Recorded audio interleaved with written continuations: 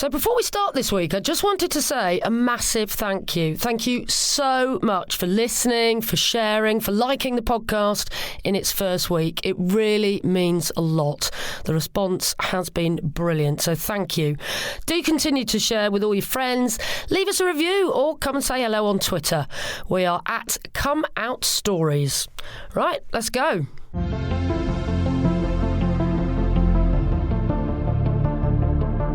From What Goes On Media, this is Coming Out Stories. It's a podcast about one of the most important conversations of your life. I'm Emma Goswell. You're now going to hear Matt Cain tell his coming out story. Well, I'm one of those people who is obviously different. I could never pass as straight. So people used to tell me I was gay before I even knew what it was. You know, and it's really interesting because when I was working at Attitude, I remember us interviewing quite a few big stars, and they were really straight acting men, and they were talking about how difficult it is to be gay and not realise it because everybody assumes you're straight and you assume you're straight. I think there are challenges there, but for me, I had the very different difficulty of being one of those people who doesn't have the luxury of passing as straight, and therefore you are thrust onto the front line, whether you like it or not. At what sort of age we're talking that people were saying that you were gay? To be honest, Emma, I'm talking like 5 or 6 onwards. Well, what they used to comment on at first, and I can say this now with a smile on my face, and like, you know, without it being traumatic, because I've had a lot of therapy and I'm now 43 and it was horrendous, you know, and I've written this book which was partly exercising those demons. They used to say it to me when I was 5 onwards, as soon as I went to school, but it was remarking on my girliness at first. He sounds like a girl, he runs like a girl, he talks like a girl, he's into girls' things, he plays with girls' things. It was that first, and then only a few years And of course, later, that's always seen as derogatory, isn't yeah. it? Oh, yeah. I know, it's It's never a good thing to be a girl, is it? Ridiculously. That in itself is interesting. Although what I find interesting, funny you should say that, I think I've said this to you before, a girly boy, when they're young, is considered a freak. A tomboy, a boyish girl, is considered really cool. Then when you get to adulthood, everybody is still considered fine to have a go at a butch dyke and make fun of a butch dyke, and everybody likes the camp gay. That is really interesting analysis. I've never thought about it like that before. But you're right, but I was a tomboy, and people just go, oh, Emma's a tomboy. They didn't say she was a lesbian? No, but I think, like, talking to friends later in life, they kind of, some of them go, oh, we knew you were gay from when you were a child. I was like, well, did you? I was just a tomboy. I didn't know. Did they know you were gay? Or are they misremembering it now? You know, the thing is, as well, about lesbians have had less visibility in the media, haven't you? So, you know, it was always, there were standard jokes in the playground, limp wrists, doing impressions of camp boys, Larry Grayson, all that in my era. I don't remember the equivalent for lesbians. Also, I grew up in a time when, you know, it was a particularly difficult time to be gay because it was the HIV/AIDS crisis. So we were portrayed as dangerous, disease-carrying sexual predators who couldn't be trusted around children. And a lot of the taunts in the school playground reflected that, actually. Don't touch him, you'll catch AIDS, you know, all that kind of thing. I don't know if you remember that. I mean, you're a couple of years older than me, but did people used to say that when you were young? Not to you, obviously, but... I just remember there being a lot of ignorance about AIDS, and it was all like, oh my God, if you go to that toilet and a gay person might go into the toilet, you'll get AIDS from the toilet. So that's how ignorant we were in the sort of early mid-80s. I know. Yeah. But going back to you then, so you weren't even out, but you were getting homophobic abuse at school. Yeah. So I was forced to think about it before. They always say normally that you start to realise your desires when you go through puberty. Well, some people say that. I've spoken to lots of gay men who said that they knew when they were literally 5 or 6.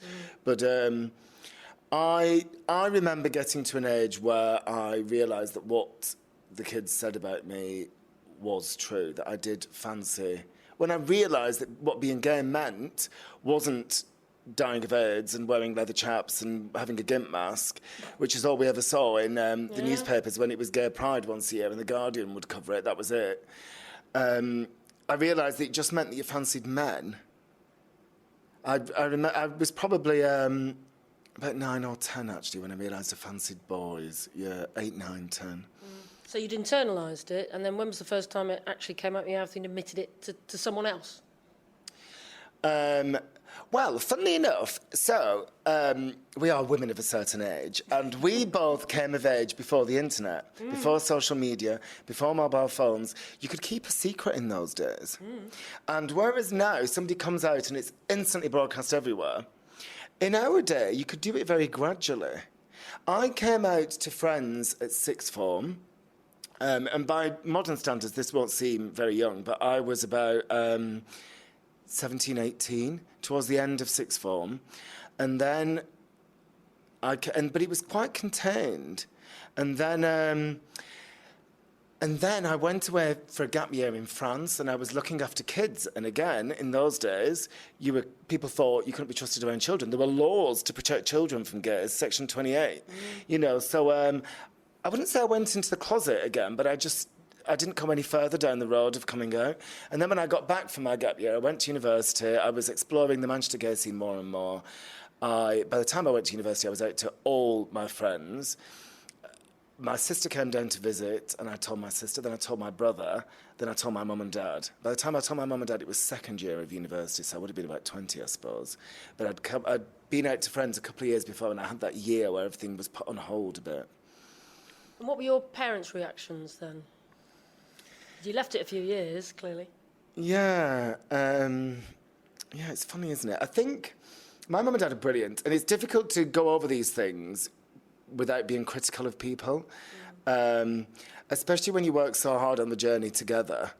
But at first, my mum said she always knew, as mums always do, or not always, but very often do. My dad was very upset and didn't speak for a couple of days. But, see, the thing is, what I realised later is they were being conditioned by everything they heard about gay men. What they thought being gay meant, first of all, they thought it was a choice. Secondly, they thought that what happened was, when you were gay, you disappeared into a London ghetto and you died of AIDS. Because this is all they didn't have any examples of anything else. And there was a friend of my dad's had a brother who had disappeared to a London gay ghetto and died. I think it was before the AIDS crisis, actually, but there was some kind of tragedy. And that's all they knew. So they wanted me to be happy. And they assumed that being gay meant you were going to be unhappy. So they were upset about it at first. Was that a long process for them to come around to the idea? Was it a case of you educating them and saying, look, my life doesn't have to be any different to the way it was last week? You know? Yes, absolutely, it was. And at the same time, the media was coming on, visibility was increasing, attitudes were changing, antiretroviral drugs came in to treat HIV so that it stopped progressing to AIDS. So suddenly this panic started to lessen. And, the hysteria around that. So attitudes started to get better. There was more visibility for gay people in the media. Yes, we worked on it ourselves individually as well. I remember when my mum said she always knew. I remember thinking, well, why didn't you say anything to make anything better? And having a bit of, I wouldn't say anger, but very low-level anger around that. I remember a friend of mine was telling me that when he came out, his mum and dad reacted very badly, and they said to him, this is really hard for us. You've got to understand why it's really hard for us. And I remember feeling really angry with his parents and thinking, if you think it's difficult for you, how difficult do you think it is for him? Growing up, and if you think that all those bad things about gay people are true, he's heard them all as well. How do you think he feels believing that about himself? And so as I can say, I can talk about all this now with a smile on my face, but because I had all this therapy, and I remember my psychotherapist saying to me, if parents recognise any signs of gayness or otherness in their child, it's their responsibility to make them feel accepted and nurtured and okay about that, because anything short of nurture is abuse. And that's a parent's, I mean, he was quite hardline, but that's a parent's job to nurture their children and allow them to be happy as they are meant to be, you know, and... So do you think you needed the therapy because it was so difficult at school for you because you were getting all this bullying and, you know, being told that people were going to get AIDS if they touched you, that sort of thing? Was it the bullying that led to being unhappy? To be honest, I had therapy for all kinds of reasons, and it was great. I did it for 5 years. I stopped drinking for 5 years, between 32 and 37, and it changed my life. It was great. I think it was more... I mean, people talk about bullying now, and they bandy the word around willy-nilly when somebody just gets one negative experience with one person. There is a real difference between that and growing up in a world where universally you are told that the way you are is wrong, that you're dirty, disgusting, deviant, a pervert. If everybody's... It's not just a bit of name-calling. I mean, some people do have a bit of name-calling, and I know that is upsetting too, but there's a difference between that and, you know, going out into the world and being met with universal loathing, fear and disgust. And that marks you, and it marks the way you see yourself, and it shapes and determines your character and your behaviour. Okay. And now, at the grand old age of 43, how do you view yourself? I love myself now. Good, and so you should. But what do you think's changed now since back then? I've lived a lot, and I've lived. I've been through a lot of experiences. I feel wiser. You know, you learn about yourself, you change, you mature. You know. You do have to be true to the authentic self that you were at that age, don't you? But at the same time, I sometimes feel quite different. I don't know, actually. It's a difficult question. Isn't it? Yeah, sorry. No, that's fine. That's because you're doing a good job. I think I did it. You know what? I remember coming out to my brother. Where I never wanted to be pissed or take the easy way out, which would have been an option for having those conversations. And I didn't with anybody. Apart from with my brother, it slightly came out when I was pissed one night via his girlfriend at the time. And I remember not handling that as well as I did the others. But overall, I think I handled my coming out well. And the family thing, you know, so many of us fear losing the love of our families and being rejected by our families. And it was really important to me to give my family the chance to come on the journey with me and continue to be a major presence in my life. And I'm really pleased that I did. Sometimes I think coming out is a bit of a continual process, isn't it? Because you never stop sort of meeting new people and doing it all the time. Do you feel that process is a lot easier now that you've grown into yourself, for want of a better expression? Yes, absolutely. Although I would go back to the start of our conversation when I said I was always I've never had the luxury of passing as straight, and that's the same now. Some people who pass as straight have to keep coming out. The thing about me is I don't pass as straight, and I've always, you know, I've done jobs recently. You know, I was editor-in-chief of Attitude, the big gay magazine, and I've just written a big gay book, and I'm all over the media talking about. So there's hardly anyone left in Britain that doesn't know you're gay. You're right. But if they did, they would be able to. They can tell, and I'm happy with that. Yeah. You know, I'm happy with that. So I don't really have that continual coming out thing. Yeah. If you could have a word in the ear of 5 or 6 year old Matt as he was growing up now, what would you say to him about that journey? I would say, don't worry, it'll all be all right. You have no idea how much better things will get and how different the world will be from the one you're living in now. I would say, you know, just hold your nerve, stick at it, and you will be happy. Would that be the same advice you give to other people listening to this who are perhaps at the beginning of their journeys as well?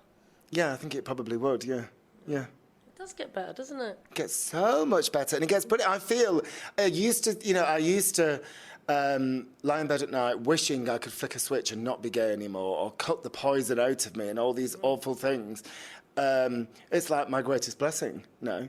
I just think it's like the best gift I was ever given, and even if I didn't think that, I would have realised by now that it's part of me and it's made me who I am. So I couldn't even entertain the idea of choosing to be me and not being gay, because I wouldn't be me if I wasn't. Do you know what I mean? It's such an integral part of me. And also, apart from it being an integral part of you, it's almost become your career in a way, hasn't it? I mean, you were editor of a gay magazine. You've now written a book, The Madonna of Bolton, which has just been published as we're doing this interview, is about to, like, at some point will become a film and then possibly a musical. I mean, it's all going very well, the gay Matt Cain, isn't it? I know. So, out of my lowest point came my greatest achievement that I'm most proud of. Yeah. Do you know what I mean? And the kid I was then, he was clinging on to Madonna for dear life because everybody hated him. He would have had no idea that things would end up like this, you know. And I'm so happy it has. I just wish I could tell him how much better things would get. There you go, that's Matt telling me all about coming out in the 1980s. Please do subscribe wherever you get your podcasts from. We'd also love to hear from you on Twitter. You can find us there at Come Out Stories. I'm Emma Goswell, and Coming Out Stories is a What Goes On media production. Next time, you're going to hear a coming out story from Alfie, reflecting on his journey as a trans man. Like, I couldn't tell her when I was sober, but I actually went home for the weekend because we were like living in a student house at the time. So I went home for the weekend, went out with some friends, and I came back really drunk at like 3 a.m. She was on Facebook at the time, so I messaged her, and I was like, "I've got something to tell you."